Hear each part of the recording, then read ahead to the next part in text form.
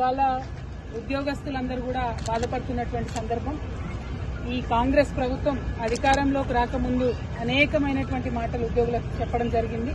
సమయానికి జీతం ఇస్తామని, 1వ తారీఖు నిండక ముందే మరి అన్ని రకాలుగా కూడా మీరు కిస్తులు కట్టుకుంటే అవకాశం ఉంటుందని, టీఏలు డిఏలు బీఆర్ఎస్ ఇస్తలేదని, మేము ఇస్తామని అనేక రకమైనటువంటి మాటలు మాట్లాడి నిన్న ముఖ్యమంత్రి గారు కేవలం ఒక డిఏ విధిలించడం ఉద్యోగస్తులకు నిజంగా ఉద్యోగస్తుల త్యాగాలను, తెలంగాణ రాష్ట్ర సాధనలో ఉద్యోగుల పాత్రను అన్నింటినీ కూడా కించపరచడమే అని చెప్పి నేను భావిస్తూ మరి కాంగ్రెస్ ప్రభుత్వం తక్షణమే ఉద్యోగులకు చెల్లించాల్సినటువంటి అన్ని డిఏలను కూడా చెల్లించాలని చెప్పి డిమాండ్ చేస్తా ఉన్నాం. జై తెలంగాణ.